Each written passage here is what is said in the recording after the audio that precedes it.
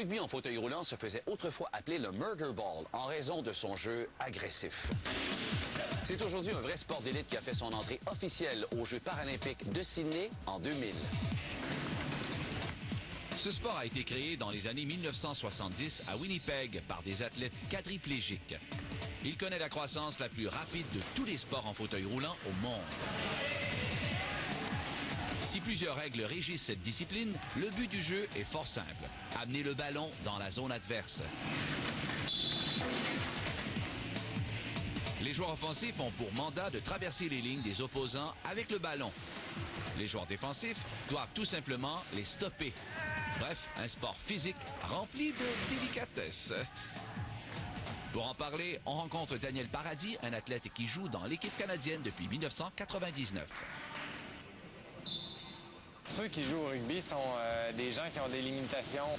Alors, en général, les personnes quadriplégiques, mais il y a d'autres handicaps qui sont permis pour jouer. Le fauteuil de rugby tient davantage du char d'assaut que de la Formule 1. Il doit offrir une grande robustesse tout en demeurant très maniable.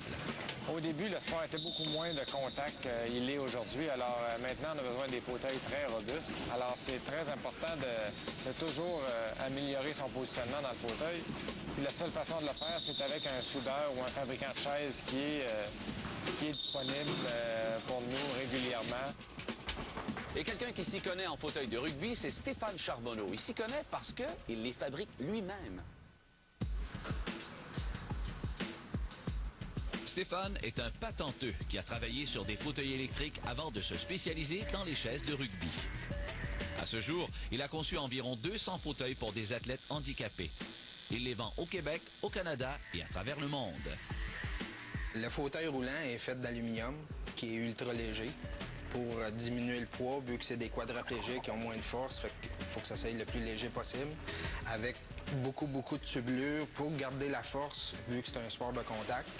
En se rentrant dedans, pour que ça plie ici et là, on met beaucoup de tubulures pour que le point de contact, ça y répartit sur toute la chaise comme telle.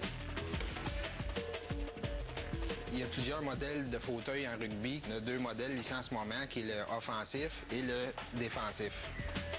Le fauteuil offensif est pour le joueur qui va compter des buts, qui va vouloir aller de l'avant pour défoncer tout le monde puis pas se faire accrocher.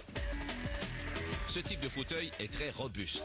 Un imposant pare-choc placé à l'avant aide le joueur offensif à se frayer un chemin dans la mêlée.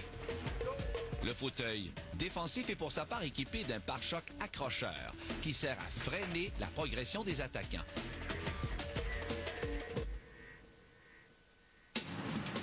En une quarantaine d'heures, Stéphane conçoit ses chaises sur mesure pour chaque athlète.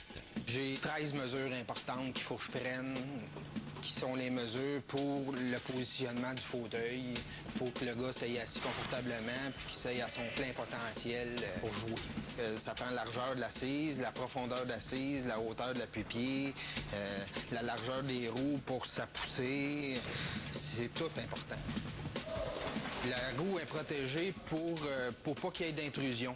Pour pas que le bumper offensif rentre dans la roue puis ramasse le rayon pour tenir la roue. Il n'y a vraiment pas de grippe possible là, dans la roue. Là, le bumper va suivre puis il va s'en aller plus loin. Les roues ont beau être blindées, les pneus sont toujours en caoutchouc et restent donc vulnérables aux crevaisons. Lors d'une partie, Stéphane n'a droit qu'à une petite minute pour effectuer un changement de roue lorsqu'un de ses joueurs tombe à plat. Le règlement dit que tous les fauteuils roulants au rugby doivent avoir un antibasculant, qui sont les petits trous ici en arrière, qui empêchent vraiment le joueur de tomber par en arrière. En situation réelle, cependant, ce système n'est pas à toute épreuve. Il semble que c'est justement cette intensité que recherchent les athlètes.